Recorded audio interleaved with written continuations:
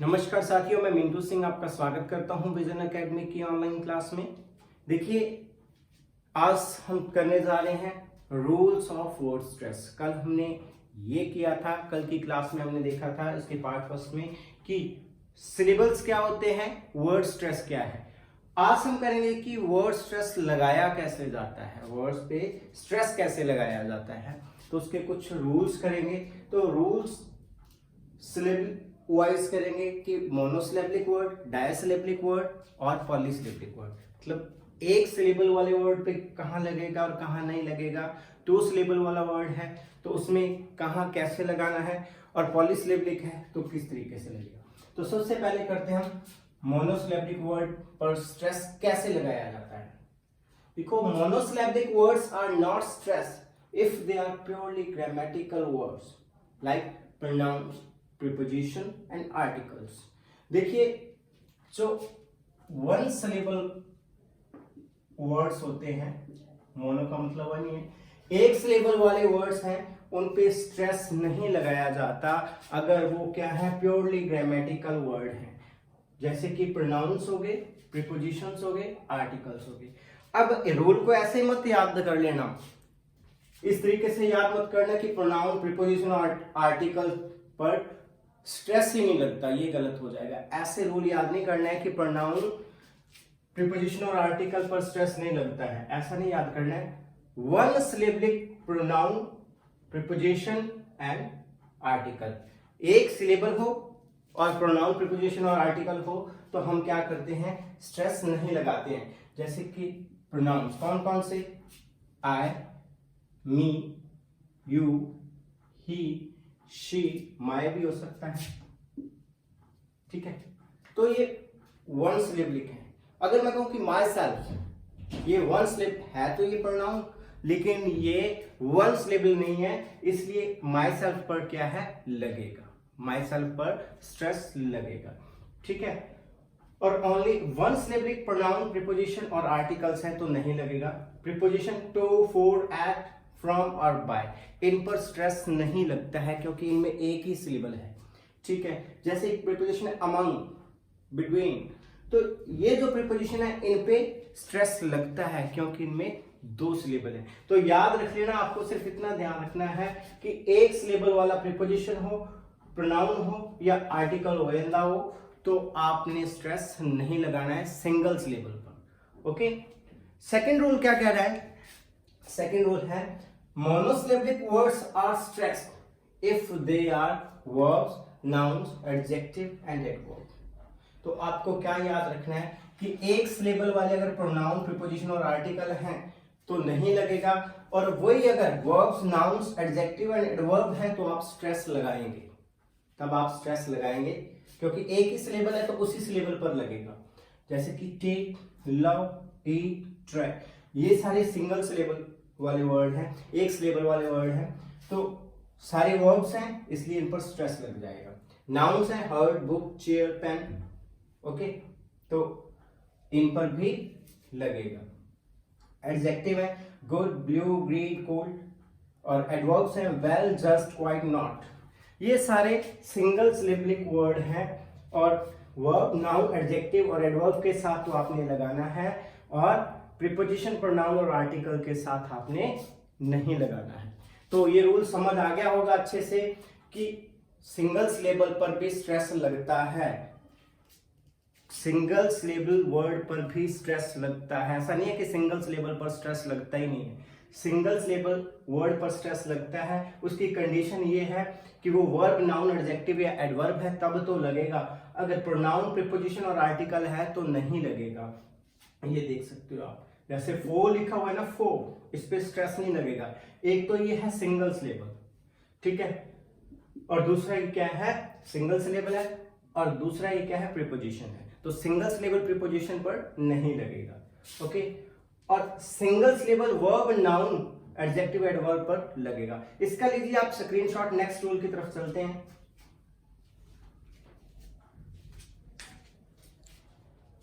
चलिए देखते हैं rule number third. Rule number third क्या कह रहा है, noun and adjective with two syllables take stress on the first syllable. Noun और एडजेक्टिव या एडवर्ब भी इसमें आप शामिल कर सकते हैं। Noun and adjective with 2 syllable take stress on the first syllable।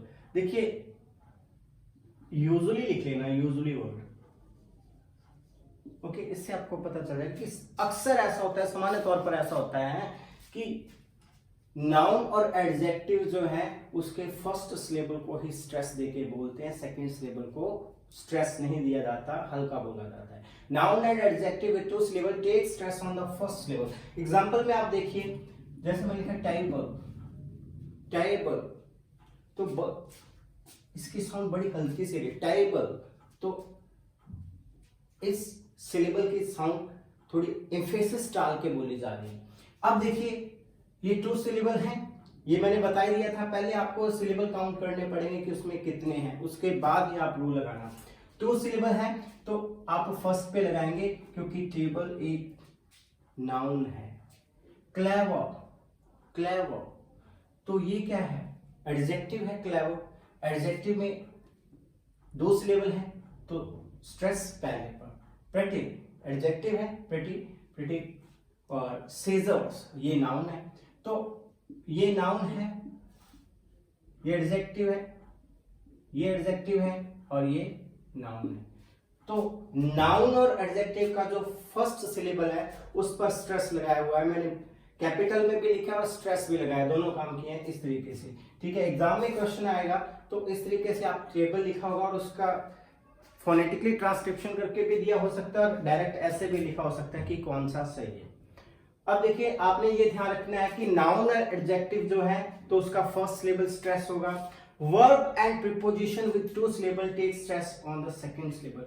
लेकिन अगर ये वर्ड या तो वर्ब है या प्रीपोजिशन है, 2 syllable वाली वर्ब या प्रीपोजिशन है तो स्ट्रेस दूसरे सिलेबल पर लगेगा। ठीक है, 2 syllable वाला नाउन या एडजेक्टिव है, 2 syllable वाला वर्ड है जो कि नाउन या एडजेक्टिव है तो जो स्ट्रेस है पहले सिलेबल पर लगेगा, और अगर वर्ब या प्रीपोजिशन है तो स्ट्रेस जो है सेकंड सिलेबल पर लगेगा। जैसे कि प्रेजेंट, ओके, तो सेकंड सिलेबल ये प्रेजेंट। एक्सपोर्ट पोर्ट पे लग गया। असाइड, और क्या इतना साउंड नहीं आ रहा, असाइड। बिटवीन, तो सेकेंड वाले सिलेबल पर हम स्ट्रेस दे रहे हैं। अब देखिए यहां कंफ्यूजन होगी आपको कि प्रेजेंट एक उपहार, नाउन भी तो हो सकता है, वर्ब है तो नाउन भी तो हो सकता है। ठीक है, तो यहां आपको कंफ्यूजन होगी कि इसका जो फर्स्ट सिलेबल स्ट्रेस करें या सेकंड सिलेबल स्ट्रेस करें। इसका भी एक इलाज है, इसका भी एक रूल है, वो नेक्स्ट रूल में आपको मैं समझाता हूं, आप इसका स्क्रीनशॉट लीजिए। तो चलते हैं नेक्स्ट रूल की ओर। देखिए मैंने आपको रूल नंबर 3 में क्या बताया था कि नाउन और एडजेक्टिव जो हैं उनके फर्स्ट सिलेबल पर स्ट्रेस लगता है। उसमें एक वर्ड लिखवा दिया था बाद में मैंने, यूजुअली मतलब सामान्यतः ऐसा होता है, लेकिन कुछ अपवाद भी हैं, कोई 2-4 अपवाद हैं, वो हमें बाय हार्ट याद करने पड़ते हैं। देखिए जैसे ये शब्द है होटल, ठीक है, अपने इसको बोलते हैं होटल, तो कई जगह पर इसको बोला जाता है होटल। ठीक है, तो ये क्या है, डिपेंड करता है इसके साउंड पर। ठीक है, तो इस शब्द के सेकंड सिलेबल पर स्ट्रेस लगा है, नाउन होने के बावजूद भी सेकंड सिलेबल पर स्ट्रेस लगा है क्योंकि इसको होटल बोला जाता है, नॉट होटल। ठीक है, होटल नहीं बोला जाता, होटल बोला जाता है कई जगहों पर, इसलिए इसका जो सही स्ट्रेस लगेगा सेकंड सिलेबल पर ही लगेगा। ओके, क्योंकि स्ट्रेस देने का हमारा मकसद क्या है, किसी वर्ड को एम्फेसिस करके जोर डालकर बोलना, तो जोर होटल पे, टैल पे डल रहा है, ना कि होटल पे डल रहा है, हो पे डल रहा है। ठीक है, हो नहीं बोलना है और टैल बोलना है, एच को थोड़ा साइलेंट लेके चलना है। वैसे ही नेक्स्ट रूल देखिए, words that are both noun and a verb. कुछ शब्द ऐसे होते हैं जो नाउन भी होते हैं और वर्ब भी होते हैं। अब कंफ्यूजन हो जाएगी क्योंकि नाउन है तो जो स्ट्रेस है फर्स्ट लेवल पर लगेगा और वर्ब है तो स्ट्रेस सेकंड लेवल पर लगेगा। अब क्या करें, जैसे मैंने सस्पेक्ट लिख दिया या प्रेजेंट लिख दिया, ये नाउन भी है और वर्ब भी है। और थर्ड और फोर्थ रूल में मैंने बताया था कि नाउन है तो फर्स्ट पे लगेगा, वर्ब है तो सेकंड पे लगेगा। अब यहाँ इस कंफ्यूजन को दूर करने का एक तरीका है, हमारे पास नहीं है, एग्जामिनर के पास है। एग्जामिनर या तो क्वेश्चन देते हुए ब्रैकेट में मेंशन करेगा कि ये नाउन है या वर्ब है, या तो ब्रैकेट में जब उसने कहा है कि स्ट्रेस लगाइए इस पर, तो ब्रैकेट में लिखेगा कि ये नाउन है या वर्ब है, ठीक है। फिर आप सही ढंग से स्ट्रेस लगा सकते हैं, एक्यूरेट कर सकते हैं क्वेश्चन को। या फिर वो सेंटेंस देगा, जैसे कि सेंटेंस दे दिया, my grandpa gave me a present, मेरे दादाजी ने मुझे एक उपहार दिया, इस तरीके का सेंटेंस दे दिया। अब अंडरलाइन करके बता दिया कि अंडरलाइन, प्रेजेंट को अंडरलाइन कर दिया कि अंडरलाइन जो वर्ड है उस पर आप स्ट्रेस लगाइए, तो आपको पता चल जाएगा कि यहाँ प्रेजेंट उपहार की बात हो रही है, तो वो एक नाउन है, इसलिए स्ट्रेस क्या है, फर्स्ट सिलेबल पर लगेगा, ठीक है। Teacher asked me to present in the class, तो इस सेंटेंस में यहाँ एक वर्ब के रूप में प्रेजेंट काम कर रहा है, तो आपको पता चल जाएगा कि ये वर्ब है, तो स्ट्रेस सेकंड सिलेबल पर लगेगा। तो दो तरीके हैं, या तो ब्रैकेट में दिया हो या सेंटेंस में दिया हो, क्योंकि आपको पहचान करवाई जाएगी, उसके बाद ही ऐसा क्वेश्चन दिया जाएगा जो एक्सेप्शन है, जो अपवाद है, इस तरीके का क्वेश्चन दिया जा सकता है। जैसे कि एक नाउन के रूप में यूज कर रहे हैं तो स्ट्रेस फर्स्ट वाले पे है, और एक वर्ब के रूप में यूज कर रहे हैं तो स्ट्रेस सेकंड सिलेबल पर है। ऐसे ही सस्पेक्ट, सस्पेक्ट का मतलब संदिग्ध अपराधी भी होता है, और सस्पेक्ट का मतलब संदेह करना, शक करना भी होता है। अगर तो वो सस्पेक्ट संदिग्ध अपराधी है, यानी कि एक नाउन है, तो स्ट्रेस फर्स्ट वाले सिलेबल पर लगेगा, और अगर वो वर्ब है तो स्ट्रेस सेकंड वाले सिलेबल पर लगेगा। समझ आ गया? ये सामने लिखा हुआ है, इस तरीके से देख लेना इस रूल को। Okay, rule number 6, words that have 3 syllables and end in ER और LY। ओके, सिलेबल 3 है, 2 से ज्यादा सिलेबल, पॉलीसिलेबलिक की बात कर रहे हैं, ठीक है। मोनोसिलेबलिक की कर ली, डाइसिलेबलिक की कर ली, अब कर रहे हैं पॉलीसिलेबलिक। एक सिलेबल वाले वर्ड की कर ली, 2 सिलेबल वाले वर्ड की कर ली, अब आगे हैं 3 सिलेबल वाले वर्ड, ठीक है, जहां पे वर्ड 3 बार टूट रहा है। जैसे कि हम लिखते हैं मैनेजर, मैनेजर लिखा, मैनेजर, ठीक है। तो ये 3 सिलेबल हो गए, और 3 सिलेबल में अगर कोई वर्ड ER और LY से खत्म हो रहा है तो स्ट्रेस कहाँ आएगा, पहले सिलेबल पर आएगा, तो पहले सिलेबल पर मैंने स्ट्रेस लगा दिया। ऑर्डरली, ऑर्डरली, ठीक है। तो ये 3 सिलेबिक वर्ड है, LY से खत्म हो रहा है, तो स्ट्रेस फर्स्ट वाले सिलेबल पर आएगा। देखिए नेक्स्ट रूल देखते हैं इसका, आप इसका स्क्रीनशॉट लीजिए।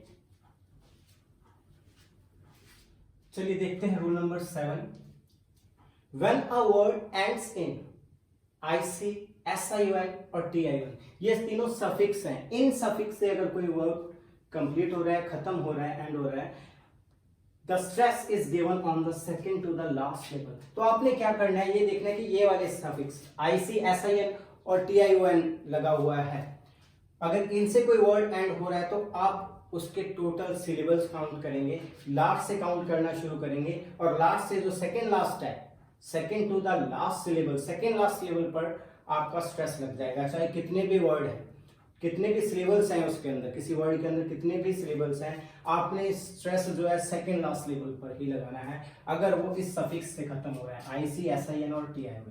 देखिए चाहे उसमें 3 सिलेबल है, चाहे 4 सिलेबल है, लेकिन उसका सफिक्स ये है तो लास्ट से सेकंड सिलेबल पर ही लगेगा। जैसे क्रिएशन, कमीशन और फोटोग्राफिक, इसमें देखिए 3 सिलेबल है और सेकंड लास्ट सिलेबल ये है, शन पर खत्म हो रहा है, TION पर खत्म हो रहा है, ये सफिक्स लगा हुआ है, तो second to the last syllable, last syllable ये है, उसका सेकंड ये हो गया। कमीशन इस सफिक्स पर खत्म हो रहा है तो second to the last syllable, ठीक है। फोटोग्राफिक, अब देखिए इसमें 4 सिलेबल्स हैं टोटल, लेकिन सेकंड लास्ट कौन सा है, ग्राफिक है, ग्रह है, ठीक है, इस पर लगाएंगे। तो इस तरीके से क्या है, आपको ये सफिक्स याद रखने हैं कि IC, SIN और TION है तो सेकंड लास्ट सिलेबल पर स्ट्रेस लगेगा, उसमें सिलेबल चाहे कितने मर्जी हैं, चाहे 2 हैं, चाहे 3 हैं, चाहे 4 हैं, अगर इस पर खत्म हो रहा है तो सेकंड लास्ट पर ही स्ट्रेस लगेगा।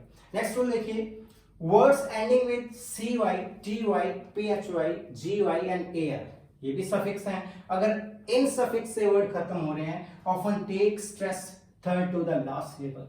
तो इन सफिक्स से खत्म हो रहे तो सेकंड लास्ट वर्ड, और इन पर खत्म हो रहे हैं तो third to the last level, last से गिनना शुरू करना है आपने, और जो थर्ड लेवल आएगा फर्स्ट सेकंड थर्ड इस पर लगेगा, फर्स्ट सेकंड थर्ड इस पर लगेगा, फर्स्ट सेकंड थर्ड, ठीक है। इधर से नहीं गिनना, इधर से देखेंगे तो ये सेकंड पर हो गया, ये फर्स्ट पर हो गया, ये सेकंड पर हो गया, यहाँ सेकंड, तो इस तरीके से गलत हो जाएगा, लास्ट से गिनना है आपने, ठीक है।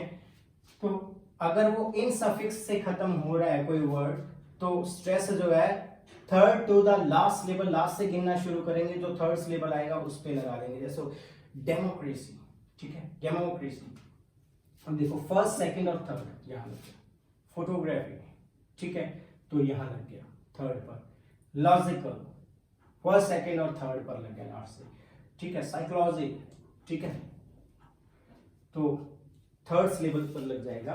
तो इस तरीके से ये सफिक्स याद रखने हैं, ये सफिक्स याद रखने हैं, और इन सफिक्स पे TION, SIN और IC ये तीन सफिक्स हैं तो सेकंड लास्ट, और ये सफिक्स हैं तो थर्ड टू द लास्ट, ठीक है। स्क्रीनशॉट लीजिए, नेक्स्ट करते हैं।